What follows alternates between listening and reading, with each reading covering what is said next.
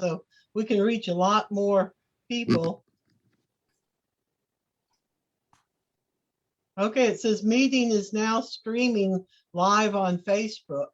Right. So I just have to see that it's there. Yeah, it says it's being recorded. Right. yeah.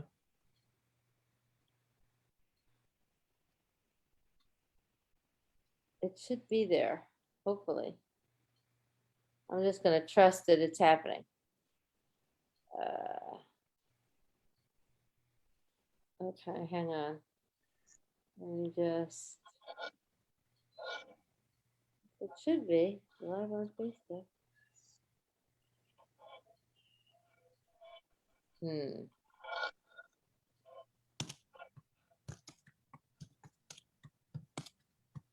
Yeah, we're There live. it is. I've got it. Okay, We're live. I see it.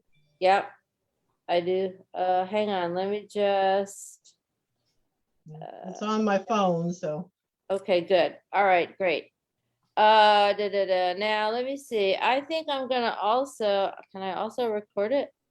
Yes, if I record it on this computer, then You're recording already. I stopped it.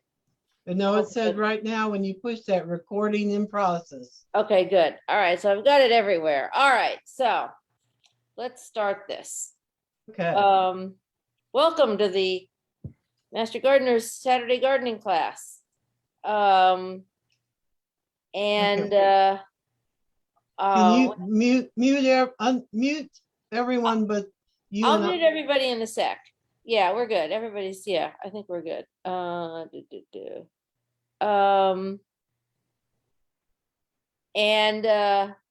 Anyway, our speaker today is Crystal Rymer, who is a master gardener. And Christine, you want to give a little background about yourself and then just start your presentation? Okay, well, yeah, I'm a master gardener. Actually, Suzanne and I were in the same class of 2012. But I've been gardening probably for 60 years, and it runs in my family. My grandmother was president of the St. Louis Garden Clubs back in the day. So, and even when I sailed on a boat, I had little plants there. We had a place where it was a sailboat, so I could tie them in. So I've always enjoyed plants. When we had children, we moved back up to Tennessee, Cleveland, where my husband's from. So then we had a 200+ acre farm, so I could put lots of plants in. But the one thing I always wanted was, I love water. I love to be in it, under it, on top of it, anything to do with water. So when I moved into town here 15 years ago, I got into this water container gardens because I didn't have a pond or anything. So that's how, but I love, I've got a vegetable garden I designed that has like the cattle panels, they arch over, so my cucumbers hang down, and beans and things. And so I've got that and a bunch of stuff out. I only have an acre now, so I can keep up just a little more. So that's about me. I'm here. I'm the president of Ocoee Garden Club up in Cleveland, Tennessee. So just enjoy a lot of gardening. Great. Well, start your presentation when you're ready. Okay, let's see. We practiced this. I hope this works here. Let me, and ooh, I can't see my thing because of, I wonder if I can move. Okay, we'll just do this. Okay, there. Oh, one more thing before you start. Sorry, Christine. Everybody, if you have questions, put them in the chat box, and I'll be looking at the chat box. And if there's something particularly pertinent, I may interrupt. Crystal is okay with that. And then if not, we'll just take them all at the end of the presentation. Is that good, Christine? Sounds good to me. Okay, so just write your questions in the chat. Yeah, but like I said, if there's something burning on that particular slide, don't wait till we get 20 on, and we'll try to do whatever we can. Okay, so now these are specifically little water container gardens. When I first moved into my house here, I have a pool with a deck around it and a lot of concrete and absolutely no trees. I have them out in the yard, but not around this. So geraniums, begonias had to be watered twice daily in the summer. You know how that goes. So anyway, I started this because of, I started doing little water container gardens because of that. Okay. Now, you see a beautiful pot in a store. We're all gardeners. We love to shop for pots, don't we? Okay. When you hold it up to the light and you see no light in it, what do? You put it back on the shelf because that means there's no hole in it. And if you put something in there, particularly the rains we have had lately, I mean, I've been getting 2 inches in 1 hour, that pot would be flooded and then the roots rot. So there's all kinds of pretty containers out there, but with no holes, they're not really conducive for gardening. Now, I've always wanted a koi pond, and I went down one time to Blue Ridge. They had a seminar on how to make a koi pond, and it's very involved. But while I was in there and deciding that I physically could not make one, I bought this beautiful container, no hole. All those things are water plants that I stuffed in there, and I kept that thing going for probably 8 years. I did bring it in during the winter. Of course, think about this. If you got water in a container, you don't want to leave it outside. You either want to drain it or bring it where, it can be inside because you don't want it to freeze. But that's my very first one, and I kept it for a long time. Now, and in fact, I'll say this, my son and I, about 30 years ago, got a little spitting frog thing, because I wanted, even out at the farm, I wanted a koi garden or little small water pond. Didn't have it. Okay, plant categories. When you're making these containers, and I'm talking about small containers sitting on a patio, not your big gardens. You've got floaters that just float on the water. These are fairy moss, but some of these, I mean, there's more, but fairy moss, butterfly fern, duckweed, frogbit, water hyacinth, and water lettuce. Now, as long as they have a little bit of water they can float on, they're happy. Next thing you have, and this is particularly for these containers, are bog plants. You can usually find them 0 to 3 inches or 0 to 6 inches. Now, what that means is that they can have 3 inches of water over them, okay? Or they can have 6 inches of water on them, but they can go down to 0 water. Now, you don't have to water these every day, do you? It takes a long time to evaporate 2 inches of water for one of these. So this is what I was looking for. I did not want to go out in the 100-degree temperatures of July and August and be watering plants twice daily. But I wanted something around my pool that looked pretty. So these bog plants are really nice, and I've just listed a few. There's lots of them. And some things you think of as land plants, but you can use them in the water. Creeping Jenny. Obviously, we've all probably had it or ripped it out at some point, but it can be a bog plant. Crystal confetti. And I'm going to show pictures of these, by the way. Dana's Delight pitcher plant, and a lot of different kinds of pitcher plants. Water dock, variegated garlic, and corkscrew rush. These are some I've used and will show. Like I said, there's a lot of others. And shallow plants, and we don't use these quite as much in the small ones, but you can. Some of these parrot's feather and water pennywort, pickerel, lizard's tail, and iris cardinal flower, and the mini umbrella plant. Okay. Now, floaters. I love fairy moss. It looks so pretty. Now, you would not want this in the pond because it would overtake it and you wouldn't see fish if you have a big pond. But in a container garden, it can be really pretty. Okay. Now, butterfly fern.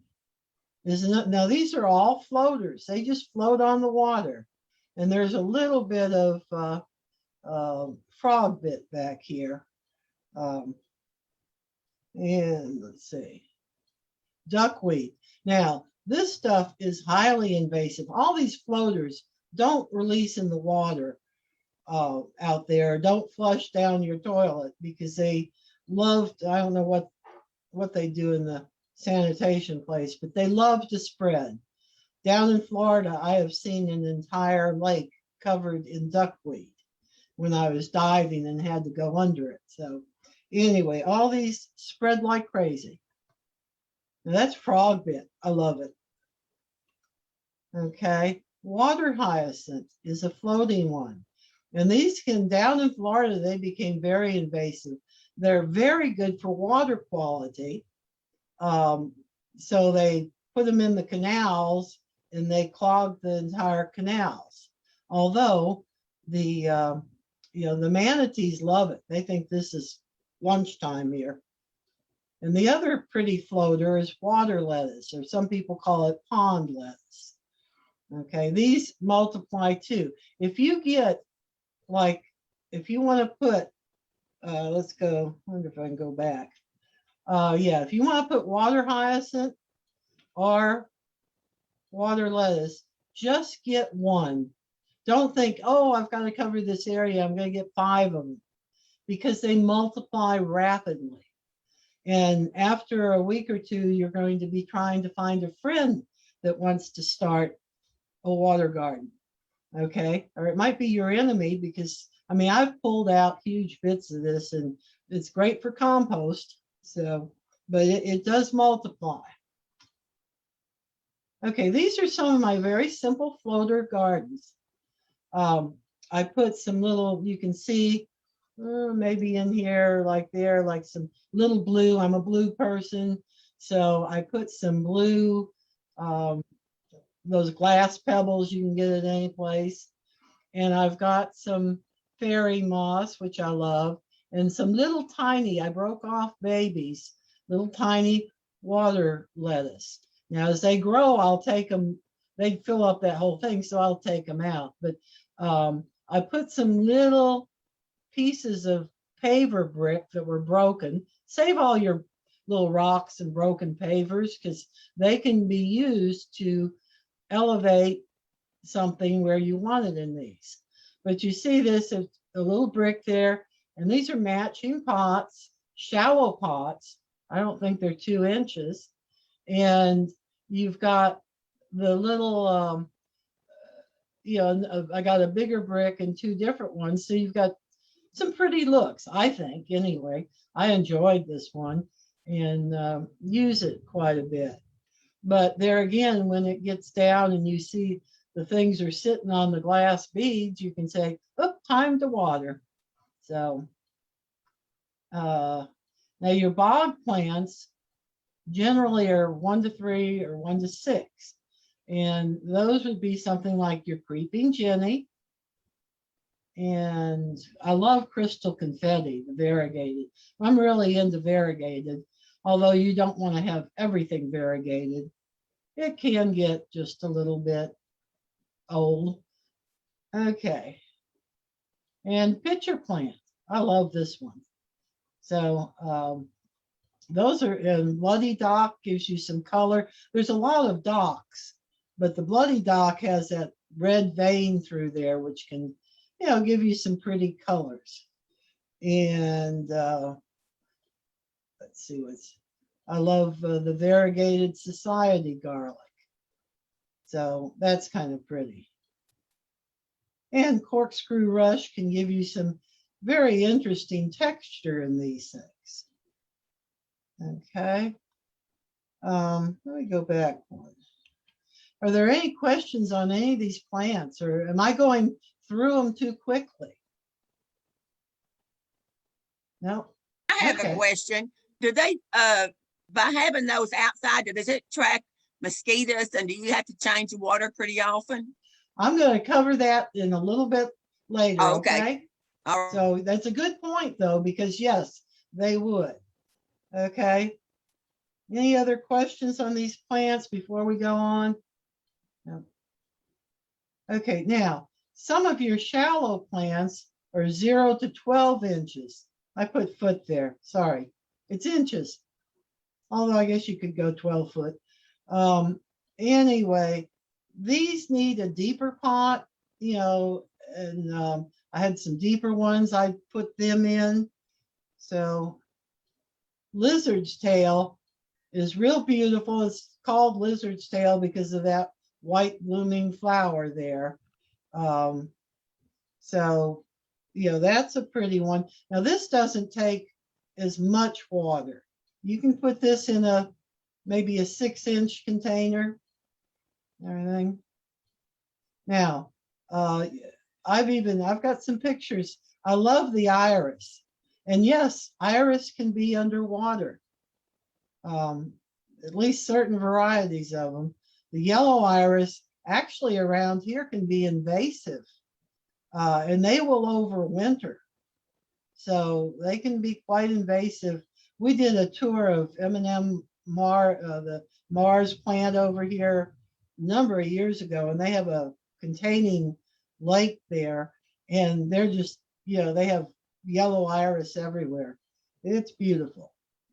And then there's variegated iris. Okay. Now, pickerel weed is another highly invasive weed. And the lizard's tail and the pickerel weed that I have, I went to I believe it was in 2009. We had a state convention at the Choo Choo, and we stayed down there, and the botanist there, the horticulturist, took us on a tour, and they had some shallow gardens there, and she said, oh, I'm going to have to pull out all this pickerel weed and lizard's tail because it's clogging up their shallow pools, I'll say. So I said, oh, can I have some of that? So she filled me up a trash bag of pickerel weed and lizard's tail, and I came back and planted some, and I still have it going. And every year I rip as much as I can out of my koi pond because I don't want it to take over. So, but it's pretty. Okay. Now, I didn't have a good thing of this. Now you can see I have a breezeway.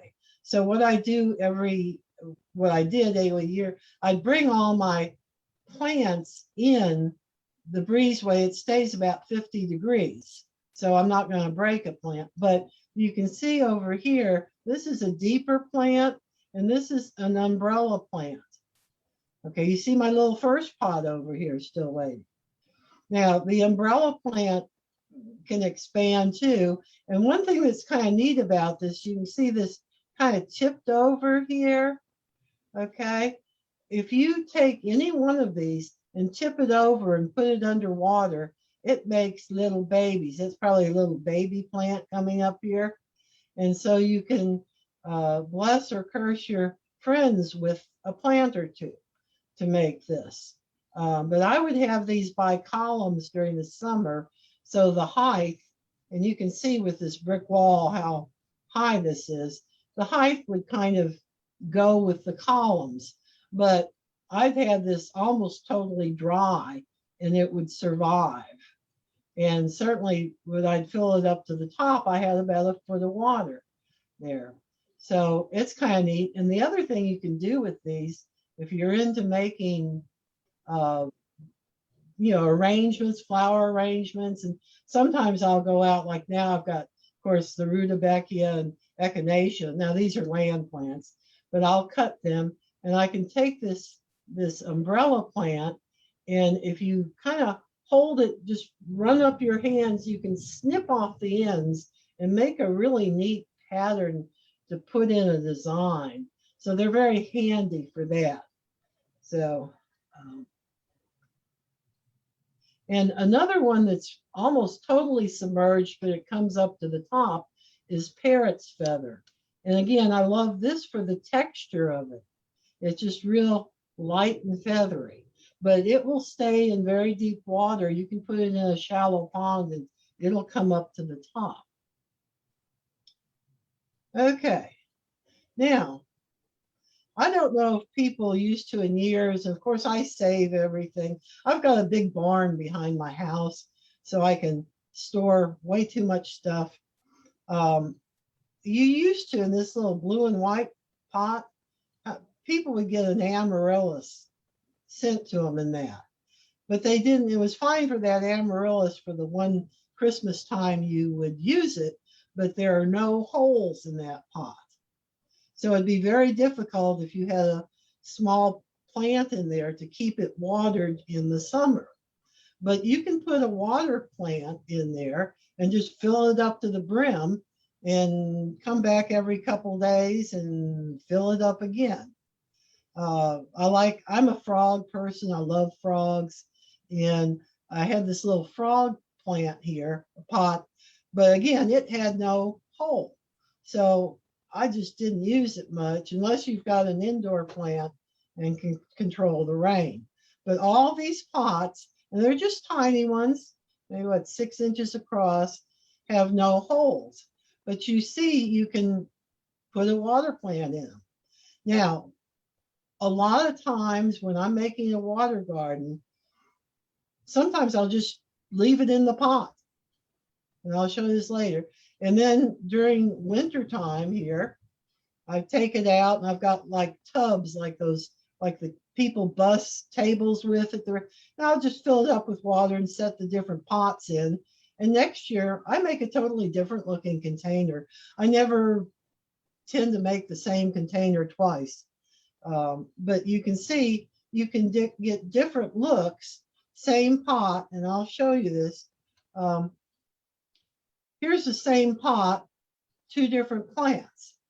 So it just depends what you're looking for and what you can find that year.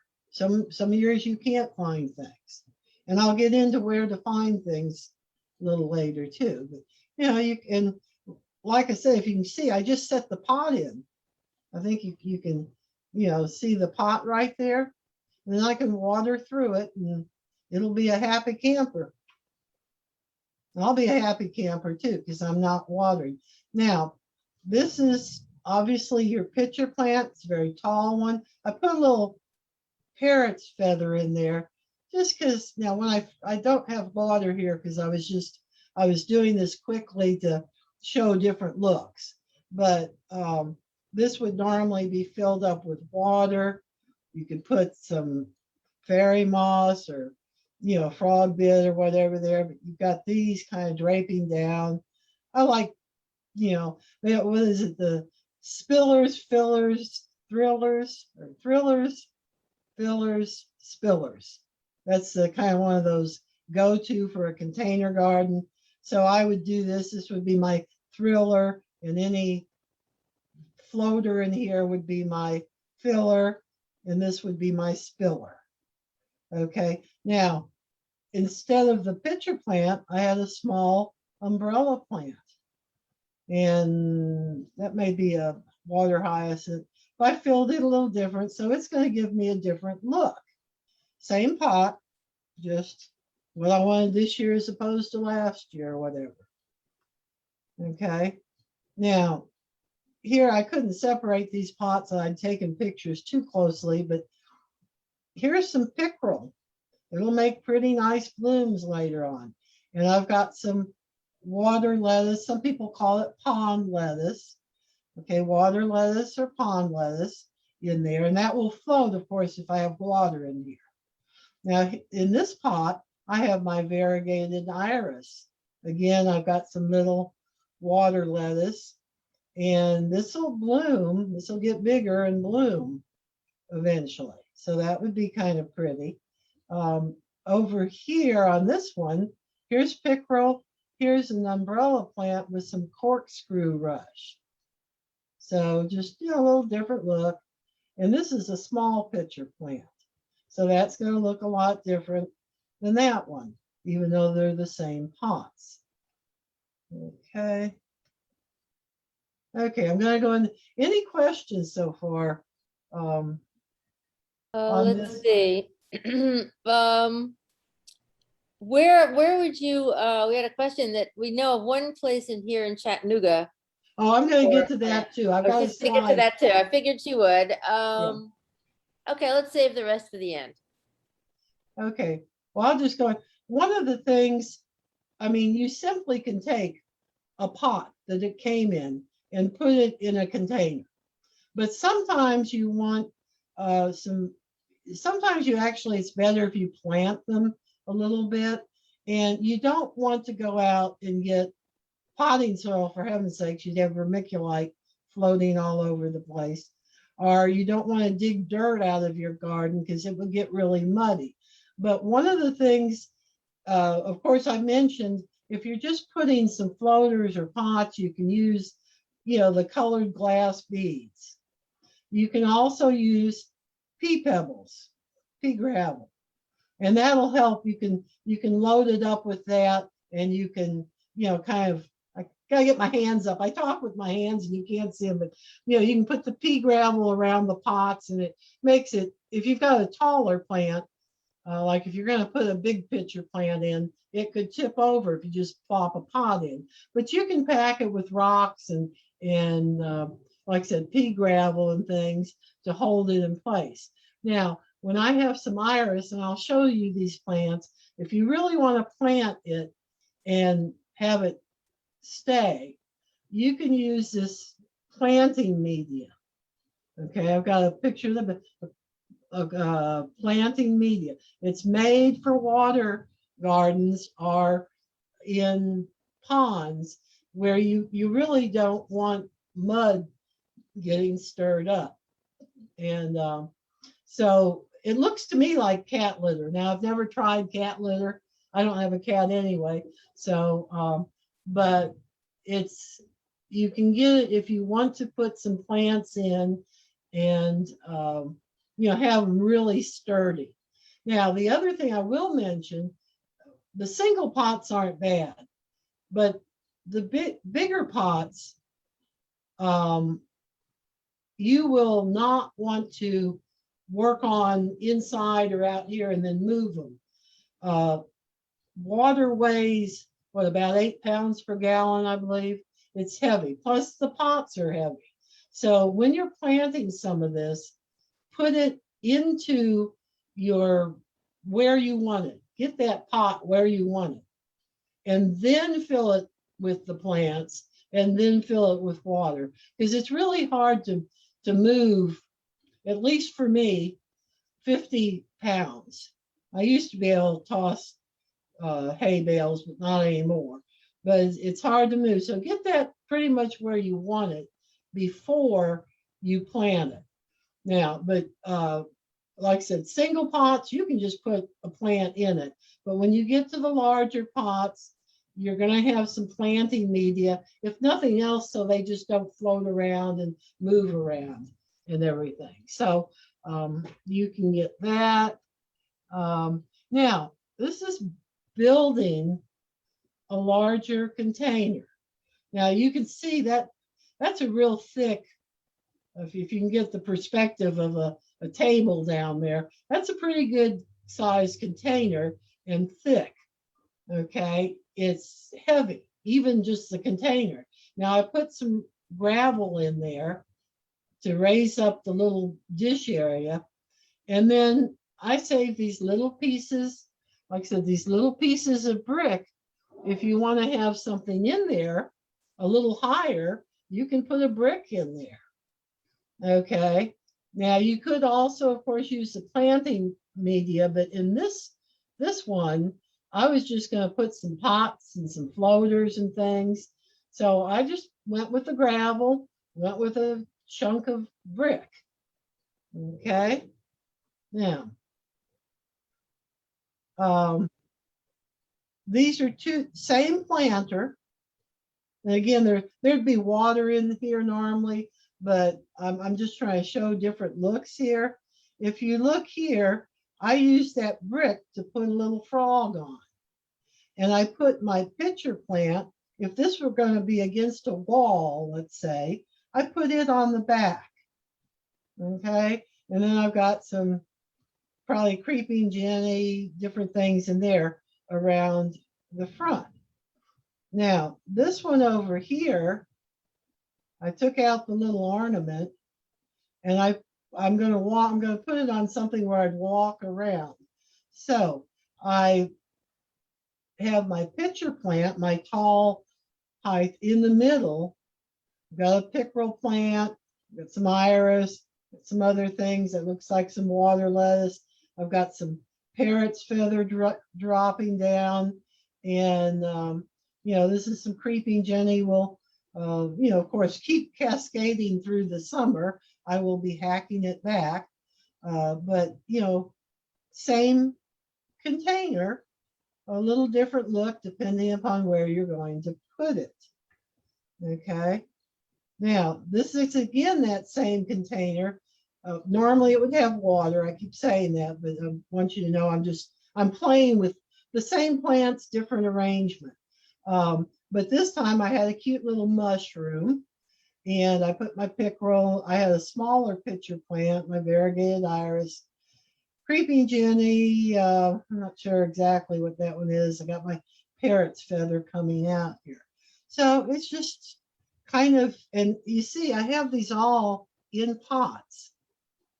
And the floaters will cover when I have this filled up, the floaters will cover those pots. And so you won't see, a pot, but you'll see the plants coming out of the water. Okay, and I don't know, this size is really fun because you can do a lot with it. Single pots, maybe you just have a place to do it. And I'm trying to think, what's my next slide? Okay, let me go back here. One thing about pots, you can use foam pots. A lot of the foam ones don't have holes in it. You have to punch holes out. But they seem to leak a little bit, but they're better. Then do not use glass containers, or particularly clear glass, because the sun comes in them and just will really heat that up. The kind of the clay, the pottery containers will not get so hot. I mean, everything's going to get hot in the summer, that's for sure. But these will be better. You don't want like I said, a glass, sometimes fishbowl things. You think, oh, I'll use one of these, but that would get too hot. And I don't usually, you can, now most of these, because let me say, I was going for non-electric because I didn't have a place where I could, get a cord out and plug it over here. Plus, I didn't want to see a cord running to someplace. They don't look that good, in my opinion. So they're non-electric. The other thing is, nowadays, I think I didn't get any fancy little waterfall or little trickling water thing, because there again, you have to have electric, or nowadays you could probably find some solar powered, but a lot of times with solar powered, you see a picture of them, but they neglect to mention they've got this big solar battery you've got to put somewhere over here. But they are getting better. So if you could find a little one, you could put it in something like this. But I just don't like electric cords. And these are small containers. You can go up to 25 gallons if you are without using filters, waterfall, moving stuff, 25 gallons. But that's pretty heavy and that's pretty big. Most of us aren't going to, for small containers, aren't going to go much over a couple gallons, maybe 5 gallons. That can give you a pretty little delightful thing. Now, these are not going to make you a koi pond. The only thing you could put in there is like a little mosquito fish guppy thing. It would be okay, but you won't see it. So skip it. It's be hard to worry about it. But so anyway, I like these because they're kind of entertaining. Now, let me go on. Let me show you. These are some I actually had setting out through the years. One time I got, you've all seen those little twig plants that hold a pot, big pot. But this is, again, now, one thing with hot water hyacinths, so they'll start blooming. And I mean, they keep blooming during the summer. Oh, let me mention, someone will probably ask shade. Now, this was out in complete sun. Yes, you can have some of these in the shade. A lot of them will accept, light shade. I wouldn't go, but the problem is you probably will not have as many blooms because they don't get that energy to bloom. But you can grow water hyacinths in partial shade and everything. They just do better I was using them because I was in the hot sun, and like I said, I'm lazy, I don't want to water. But these things, this probably started from one water garden. I've got some of my variegated garlic in there. I'm sure there's some little crystal confetti, but this is taking it all over. And after a while, I have to rip some of this out during the summer and either give it to my worst enemy or, compost it. So this is another look, the same pot, a different year. I never do the same thing twice. Here I've got probably some sea oats. You can see my crystal confetti better this year. And I've got my water hyacinths with 3 blooms going. So that's kind of pretty. And those things only last a day, but the next day you'll have, a couple new ones. Okay, same pot, different, probably pretty new when I put this in, because normally I'm seeing a pot here, my floaters, I need to water too, would start covering that. You notice how I put in this pitcher plant, and I've got pea gravel down here, I put some decorative stone there just to kind of keep it in place also, and to cover up just the pot. I've done that on several of these. My sea oats, that's my variegated iris, and looks like creeping Jenny and stuff. Got some parrot's feather. I really cram a lot of stuff in there, and what works, works. If some of this dies out during the summer, there's enough to fill in. Now, I mentioned the iris. This is when I had moved all my plants out and we had getting ready to do them. I keep these under the barn. There's an overhang. I keep them outside during the winter, but I drain the water out of them. We just had a rainstorm, but you see, I have that planting media here. And actually, what it probably doesn't show here, but I make sure it goes down enough so I can put some plants in the front. But these are the yellow iris, and they stayed in those plants, in those planters for many years. I had to, of course, divide them. Just, they are iris and they will multiply. But this front part gave me some place I could put some floaters or some other plants in there to fill in. But the iris stayed there over the winter because they were happy with their roots there. And they're good. Here they are after they've bloomed. Again, my favorite water hyacinth. And like I said, I love the crystal confetti. It's kind of pretty. I've got some parrot's feather hiding back here. So, by the way, this is what after that hailstorm, what it looked like after I just brought my water plants out. And you can see I take just different containers here and put them in for overwintering. There's my famous first container. My umbrella plant got knocked over, but through the winter, I'll cut off all the stuff that's died, and then it'll be pretty again.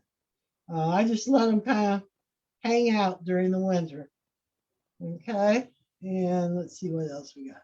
Okay, someone asked about mosquitoes. Yes, obviously, if you've got a container sitting around in water, okay, or with water in it, pardon me, you are going to end up with mosquitoes. We all have them, even in bird baths, we'll have them.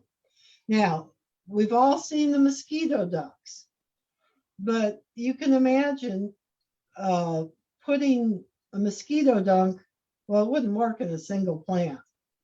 Or even in some of these aren't that large. I mean, we're talking, that's a big thing. And I tried crumbling them up. But what they make, and again, I've seen them in a number of places.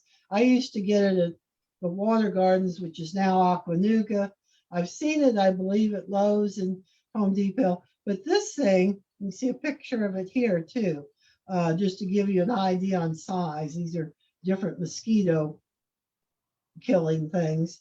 This is BT, just the same as your mosquito dunks. Okay, it's BT, but it's drops. So it's much easier to take this and put 6 drops in a planter, or maybe 10 drops, and then you're good. That gets the mosquitoes.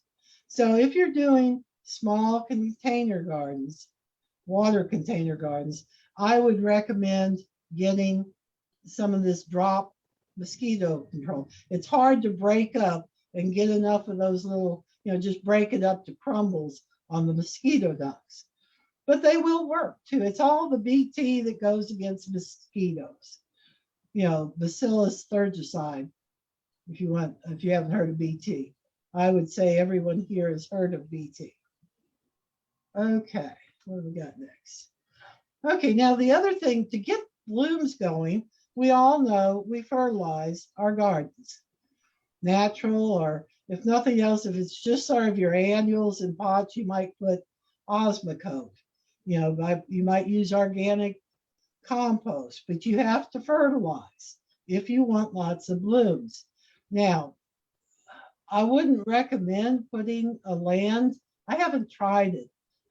And I really hadn't tried anything like Osmocote, but that probably would be bad because it would just leach out quickly.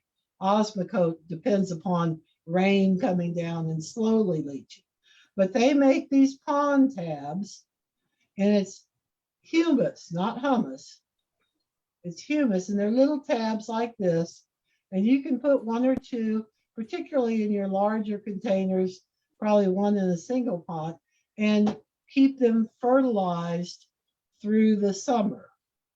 And of course, during the winter, if I put them in little, if I take them out and put them on my breezeway, I don't fertilize them then. I just let them limp along and do the best they can till the next summer.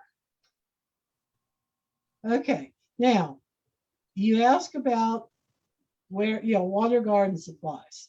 Where do you get these? And I don't want to recommend, there's places all over. Aquanuga, which is on the top of my list, used to be the Water Gardens over by I think, is it the driver's license or the emission testing or something off Hickson Pike? You Chattanooga people know it. To me, going out Hickson Pike is where they have dragons, the world drops off. But I would go out there. They had beautiful water, like connected ponds, and it was nice just to go out there and look. My garden club went out there just to look at the ponds and the pretty thing. But they are they have moved. They're called Aquanuga now, and they have moved to Bliss Avenue, which is off of Amnicola. And they're local, but they're also online, aquanuga.com. And you can go on, they'll actually ship when a pump breaks up here, they'll ship it overnight. And if it's over $100, it's for free. But you can go down there, you can look online. Another place to get some of this stuff is in the last couple of years, Ottawa Nursery has had a little section in the back with water plants. And some of these, by the way, I didn't have on there, things like you don't think, canna lilies and things are actually, they're in my notes I couldn't print out. Canna lilies, I'm trying to think of what else. A lot of things that you think of as garden plants can be used as bog plants. So they have a lot of these at Ottawa Nursery too. Plus they have a little black, you can see these black tubs and put up a little water garden in that. They'll have all kinds of floaters and things. The other place for a more limited local supply, Home Depot and Lowe's usually will have water lettuce and hyacinths. They might not have a lot of other plants, but they do have some.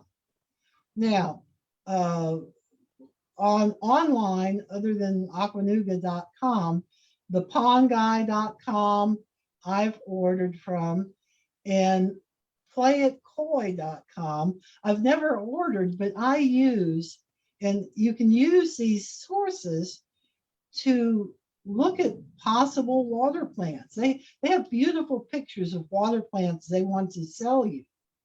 So sometime, you might not see what you want.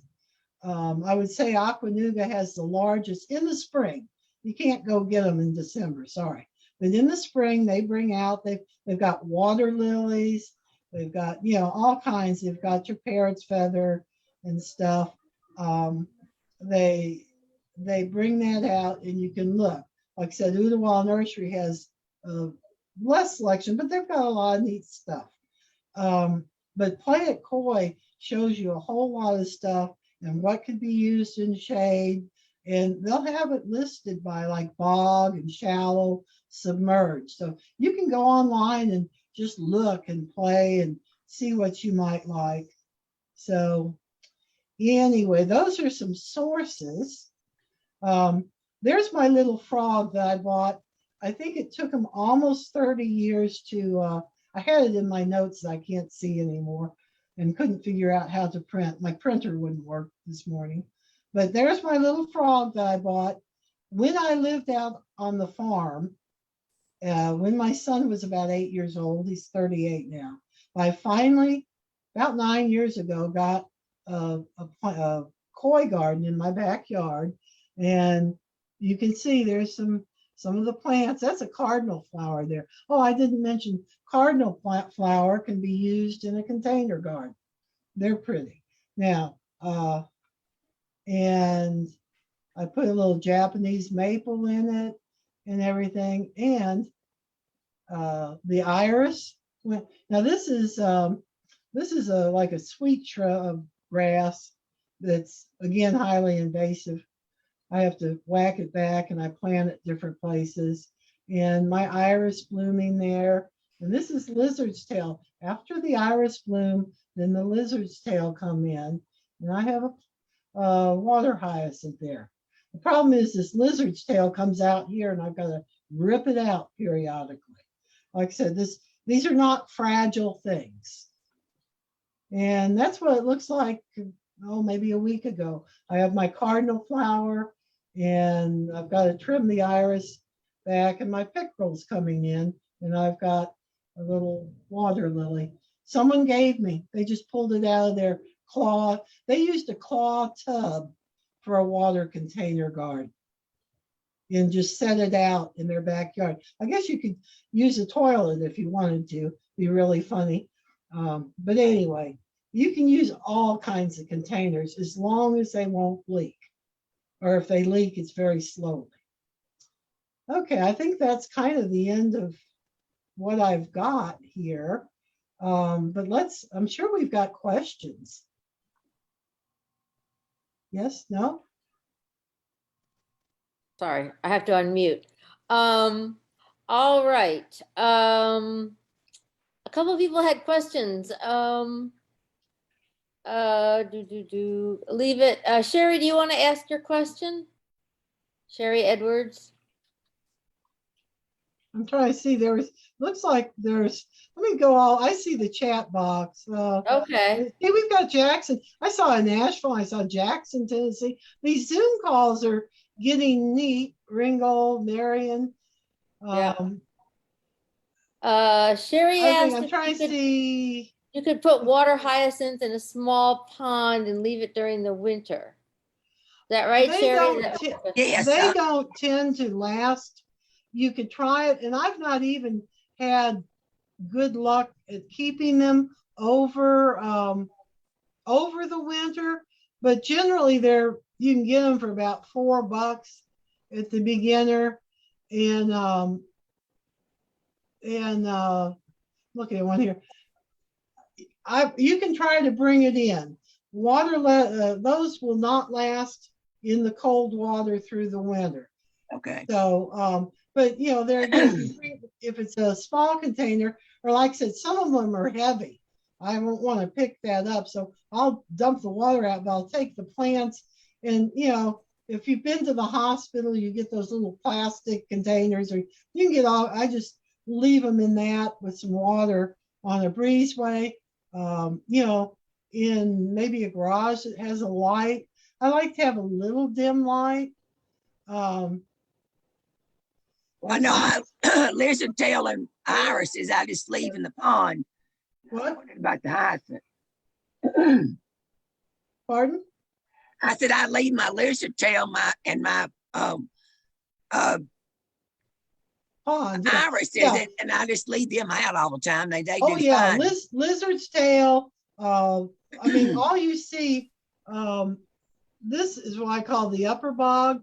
That just stays there, and I rip a lot out. But the pickerel, lizard's tail, iris, probably if you had canna lilies, my cardinal flower, it all that stays in there. The only of course the water lily over here, it dies back during the winter, but it stays down there and it comes back. The only thing I really haven't had success in the pond is the water hyacinths and the water lettuce. Some people call it pond lettuce, same stuff. I haven't had luck with overwintering those. And I mean, I went so far as to put an aquarium in my sun area thing and try to bring them inside. So I don't know if they're more of an annual plant, but those I generally get one and then start sharing it because, like I said, they just really multiply. But I'm seeing someone that says, I have a container with a water lily. This is Diane. I've left these out for the water, but for the winter, but should I put it in the greenhouse? I'm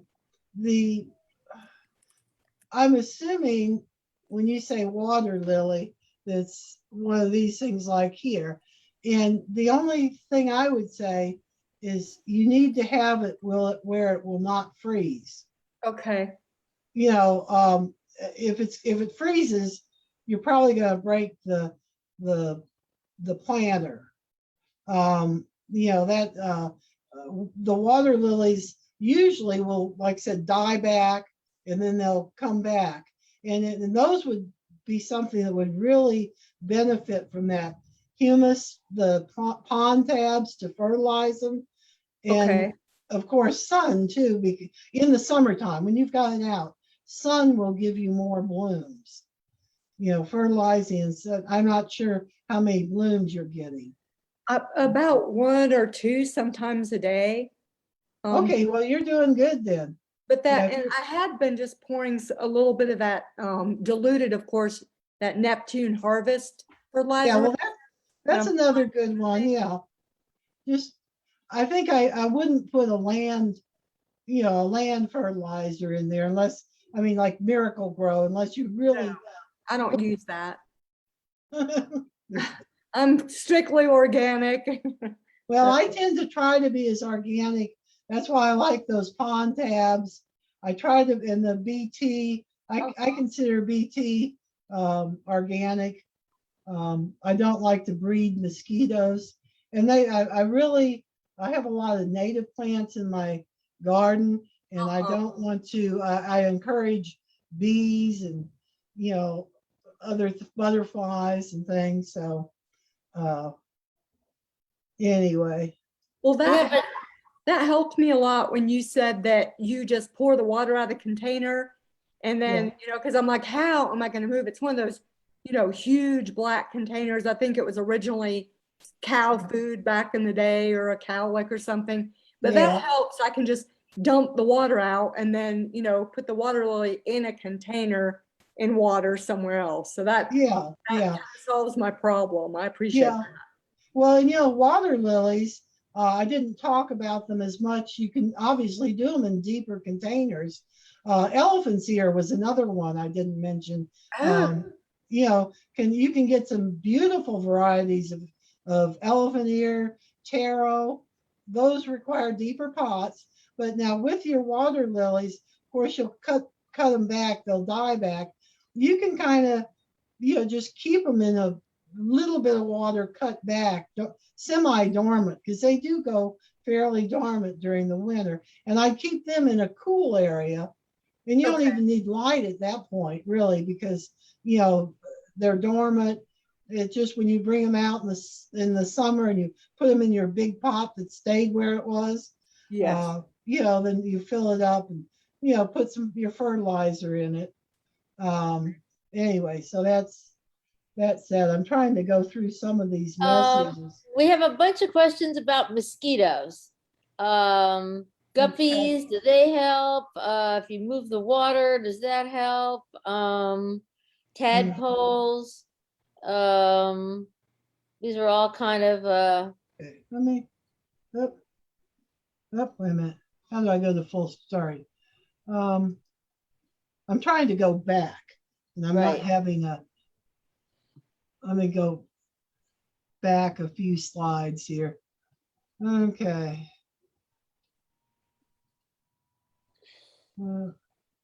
There. Okay, let me move this chat box so I can see what I'm looking at. I had the chat box in front of me. Okay. Yeah, mosquitoes are a problem anytime you have standing water, and certainly we don't want mosquitoes. Now, I don't worry about it in my large koi pond. Now that's a big thing that costs thousands of dollars to put in and has a water feature and draining and koi to eat any mosquito larvae. So that's not a problem. But when you have small container gardens, they're just standing water, mosquitoes will be a problem. So you need, and I mean, they're a pain to try to dump the water out. Now I'm sure we've all, like in a bird bath, you can scoop the water out, it's not as bad. Although you can use these, and I have, and they do say, like the mosquito dunks are these drops. I guess I should, I'm pointing and all you see is my finger. I need to use my pointer. Sorry, I'm not the best at Zoom. We're all learning, aren't we? But anyway, and it's a lot easier, honestly, to do this than to do it in person. It's too hard to carry all this stuff, trust me. I've done it a time or two, not all. But anyway, if you've got a large pot, I mean, that has, I mean, if we're talking, those whiskey barrels that are fake, you wouldn't want to do it in a real whiskey barrel because it would leak, I think, unless you put a black bag. But, if you've got something like the whiskey barrel size, which you can do, that's with your larger plants, and you can put some floaters on top. It doesn't have to be just one large plant, but you could use these mosquito ducts. But most of the size, when you've got like a foot pot, maybe a foot by a foot, it's going to start getting hard. So I'd use these drops. I mean, they last a long time. Are they I okay for wildlife? Do they Oh harm what? yes, They're okay. yes. Okay. My dog, my dog drinks out of these pots. I think I lose more water to my dog. I have a water dish all there with nice cool water, and he will go to my water plants, or the koi pond now, and drink out of it. Much better, much tastier. But this BT is a very organic, I consider it totally organic. It's a bacteria, Bacillus thuringiensis. Sometimes you'll see this, by the way, is labeled as thurgicide to spray to get unwanted caterpillars. Now I have my passion flower vine that I have my wanted caterpillars, and I like seeing them munch away at the leaves. But in your garden, you may not want this. But these things attack caterpillars or worms. So when you put them in, or they're actually different varieties of BT, but they kill mosquito. They attack and make mosquito larvae die from, I guess, illness, bacterial infection, but it does not bother dogs. I don't have a cat, but I'm sure it says safe for pets. So if you have deer that come by, you're not going to kill the deer either. Okay. But you definitely want to get some of this stuff. Used to, Aquanuga was the only place I could find this. Now I've seen it in Home Depot for sure, maybe Lowe's. I go in sometime and like to look and say, oh, what's here, and all that. I'm always on the lookout for plants. Now someone here, it just says, must be Emily, says, so you have to keep the plants in little plastic cups when you put them in a larger water pot.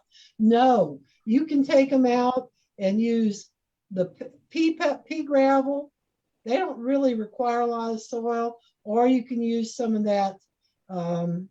Let's see, my planting media is pretty far back, I guess. You can use some of that aquatic planting media too. Let's see.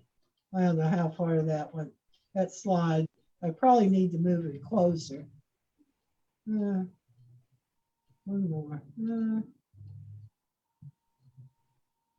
There. If you want to take them out of the container, that's fine. I don't know if Emily's still here, but anyway, but I would use either pea gravel. If you're taking a whole plant out, I wouldn't use those the glass things. I'd use either pea gravel or the planting media or a combination of both and put them in there. There again, if you want to take them out for the winter, then just rip them out of that and put them in a tub. Put 5 plants that have little media around them in a pot, in one of those tubs. You'll have no problem with it. Okay, I'm like, are there any plants you would not use again? This is from Barbara. Not really. It's just the main thing is don't buy more than one really of your water hyacinth and your pond lettuce, because they grow they make little babies. They come out, and then you can take the little baby off when it gets some little roots and put it in another container. With water container gardens, you're not as worried about invasive plants, because frankly, if it gets too invasive, you can take the whole thing out and either compost it or do something, and then repot it again. Like I said, some things like those, the iris, lizard's tail, pickerel, all that spread like crazy and grow like crazy in this area. So they could become invasive. But if you've got a pot and you get too many of them, take them out, throw them in your compost pile, you know. So I've never found any I didn't like, just some that were hard to contain. And it's mostly in um, uh, my water garden because they can grow bigger. How do you deal with algae? I really haven't had much algae in the planters. I think maybe with the plants in there, there's not enough whatever algae needs, or maybe the pH is okay that I don't seem to get algae. If you did, you could. Most of these are pretty careful. You could take the plants out if they're not planted and just put a little bleach, tiny little bleach, and clear it in and pour them in. Now I don't worry. These plants are pretty tough. When I put water in, it's just city water which has chlorine. So maybe that's why I don't get that. That little bit of thing. Now I see Carlton says guppies is a mosquito control. If you have a large enough container and a little extra room there, it's not going to be filled up with plants. You can put some guppies in there. You won't see them. These are not fish with guppies. Goldfish are pretty hardy. But you got to remember, these are going to get warm. So, a lot of, and you probably won't see them. So you could try some guppies. I've got to get some water here. Okay. Any more? Let's see. I'm trying to go down. Now, Bob asked, is moving water resolved? It just depends. It really depends upon what type of moving water you're talking about. I'm assuming you're not talking about a little tiny waterfall feature in a big pot. I'm assuming you're talking about more like in a small koi pond. Well, you can get those solar things. You can get these little things, they're solar and they create a little fountain effect. You can put them in bird baths. Yeah, I've seen water moving. Baths. Something small. I'm assuming that's what he means, but yeah, something that you could sit in there that would push the water around. Okay, if Bob, if you're talking about a small container with just a little solar powered water fountain or what, that probably would not resolve the mosquito issues. I would still, if you could, put some BT. Of course, you'd see them. I mean, they're obvious if they're there, if you look at them. But the moving water just helps oxygenate the water. It really doesn't kill the mosquito larvae. Although the mosquitoes might not like to lay their eggs in water that's a little, ripply. Does oxygenating the water help with a container garden? Does it matter? In these small ones, it doesn't matter. Actually, if you think about it, most plants are underground. Their roots are underground. That's where they absorb stuff. And they don't have that much oxygen underground. Plants are actually making oxygen. So part of the reason now in my koi pond, I have the hyacinths and the water lettuce to take up nitrogen from the fish, nitrates, nitrites, fish waste. They process that and convert it. So it helps clean up the water. So oxygen is not really, I've never had an issue in the small water containers. It would look pretty, might, make a nice little sound. Like I said, they've come a long way in making smaller looking batteries that you can set without being real obvious. Before, the last the ones were so big and all that and everything. Someone said, I'm trying to see what is not invasive to put in a larger pond. Boy, as far as planted things, I'm not sure because your Louisiana iris are less invasive, but most of your things you plant certainly don't put cattails in, although cattails are very beneficial to wildlife. So, you know, a larger pond, you just might have to take them out every now and then. Martha says she puts her excess water lettuce and water hyacinths in one of the farm ponds for the turtles, and it came back. So, you know, I'm sorry, I keep forgetting to get my cursor back to this other thing here. Yeah, you know, you may have, Martha, you may have had a warmer winter, and that's fine. Yeah, actually, if anyone knows Martha here and wants water and water hyacinth, Martha Cooper, she can give you lots of it. She's got a whole pond full of it and everything.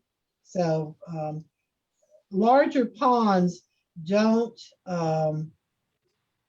really don't freeze during the winter, or if they do, it's the surface area. Water hyacinths too, I mentioned they put them into, down in Florida, they put them in and they clogged the canals there.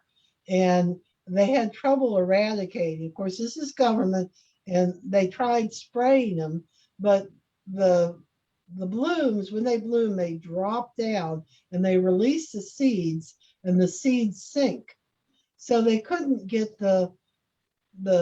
they couldn't kill them. They kept coming back until the manatees discovered them and they eat. I see elephant ear don't rot, not usually. And there again, once they, you know, in the winter, I kind of take them back, cut them back, put them out for a while. Mosquito dunks are safe for wildlife. Again, which pond plants are not invasive?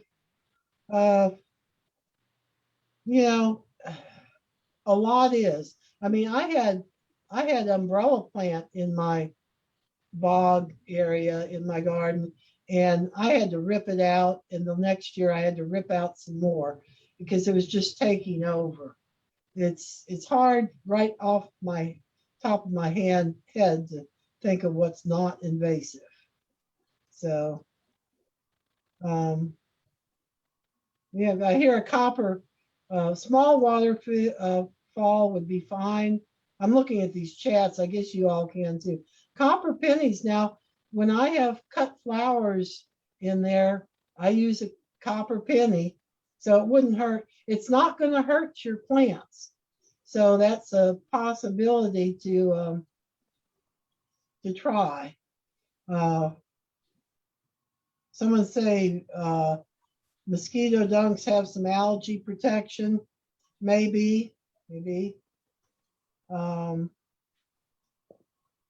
Send me more pennies. Barley. You're not really going to need barley in this size containers. You can use barley to prevent algae growth in ponds. Some algae growth in ponds is good.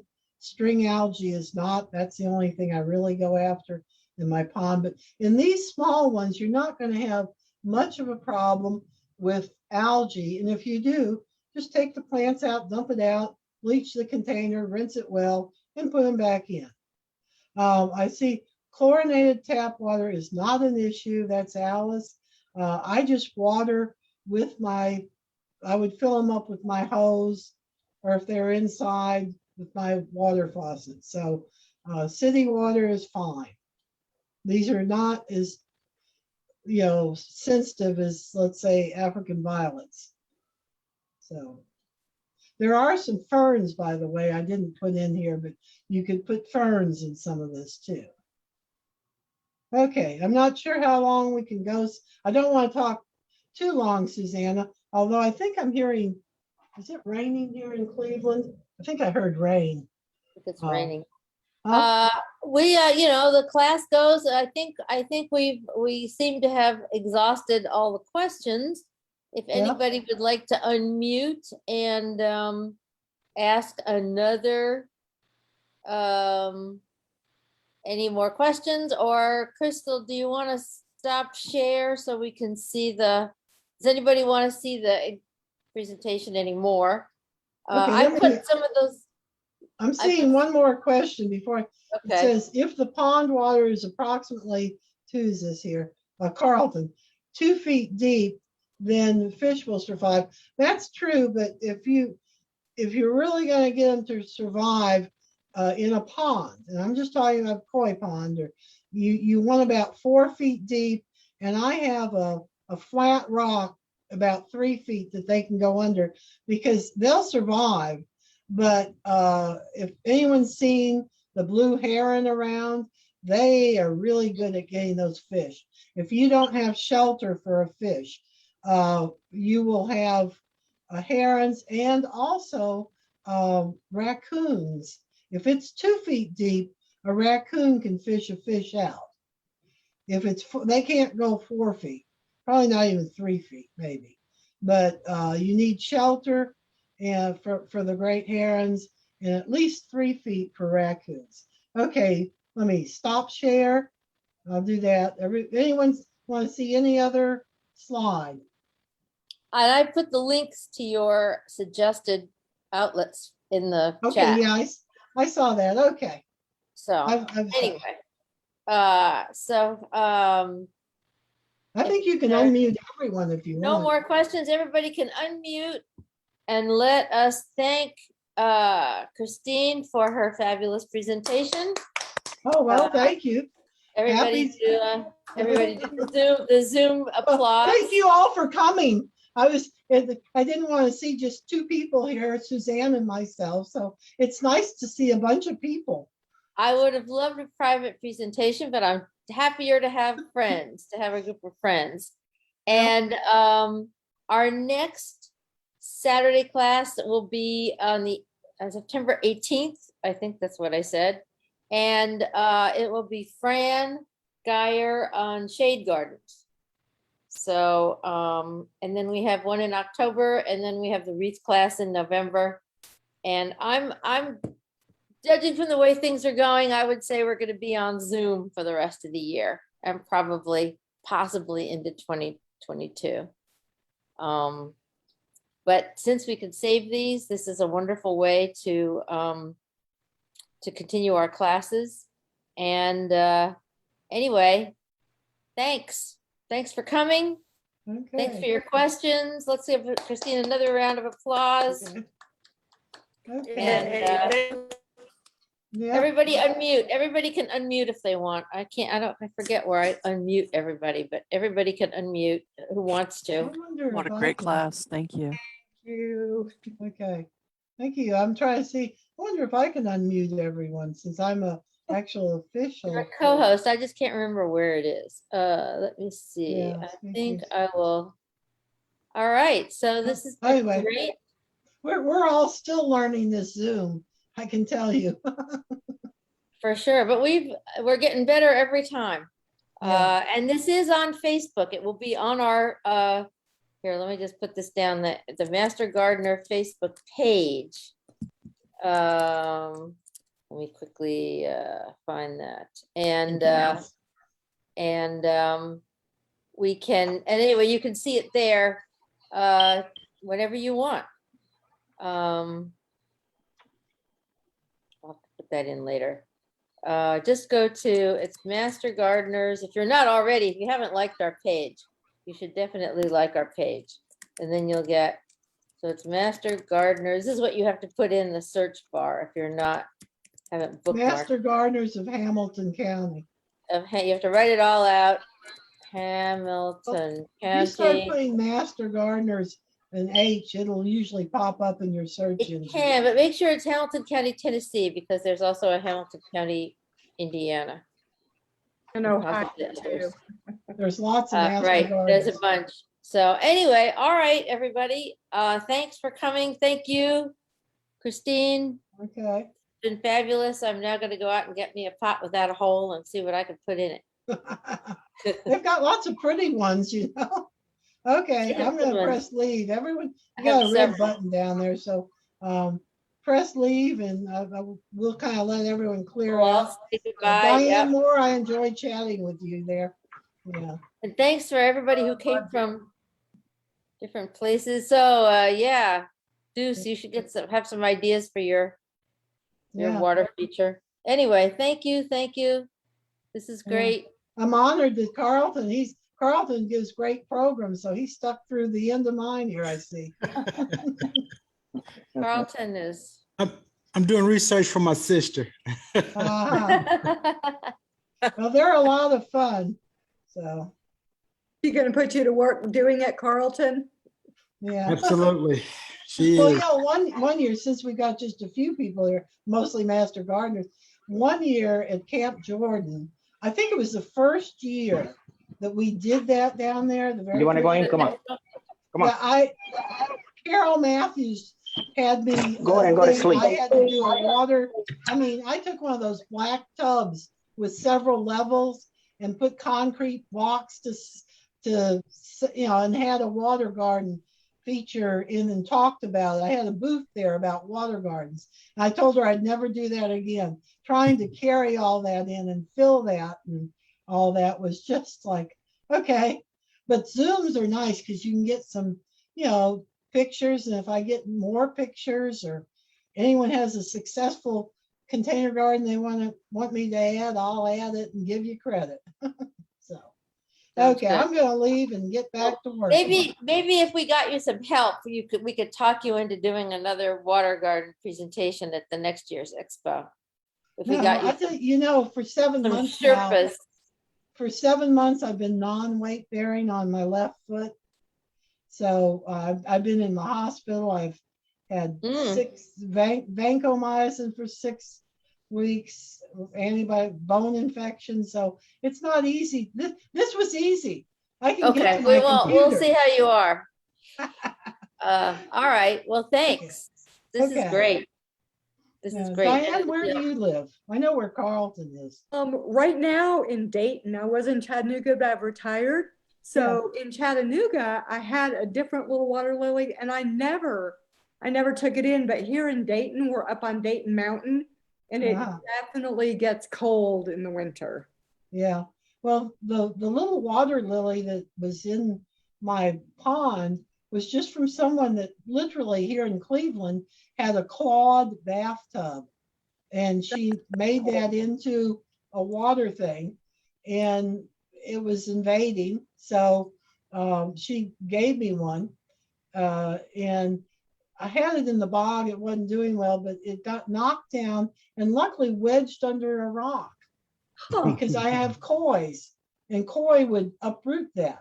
Oh, wow. You know, and it's come back every year. I'm like, oh, so happy. You know? What Yeah. I'm really lusting after, but they're very expensive, and we do have a planter on the farm, is lotuses. And Mom said a man down the road does grow those. Yeah. Well, that's cool. Well, I had a pond, a natural pond in the house I grew up in outside of New York City, and there were water lilies in it. And it, you know, it got pretty cold up there and the pond froze over and those water lilies came back every year. Oh yeah, water lilies. Well, you have a couple types. You have ones that need to be treated as annuals or brought in around, but you've got hardy water lilies. I mean, if you think about it, most places, I mean, Monet, where did he live? And they had the, you know, the water lilies, the famous water lily. In France. You know, well, I know he lived in France, but I'm saying, you know, France is not in the tropics. Right. Maybe some Right. of it is, but He where did. he was. It was southern France. Yeah. Yeah.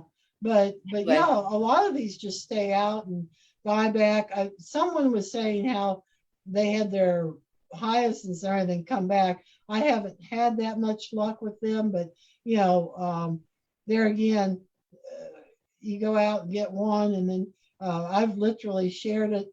I mean, if they're $4 and I go in with a friend, that's $2. It's not too bad.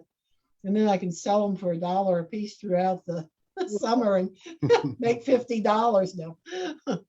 But anyway, But it's a lot of fun. So Yep, we've learned a lot. So we'll all be trying these out in our backyards. yeah, it's a little late to find the plants now, but you start looking for a pot now, and obviously bigger is better. But I just wanted some little things to set around for interest, and I tell you, all my pots that had either begonias or geraniums. I mean, I was tired of watering morning and night. Yeah. And I didn't want to set up all that little drip irrigation all around my pots too. That didn't look pretty. So, So putting anyway, water in the pots is the perfect solution. yeah. Well, thanks Okay. everybody for coming. I'm Take gonna care. stop the live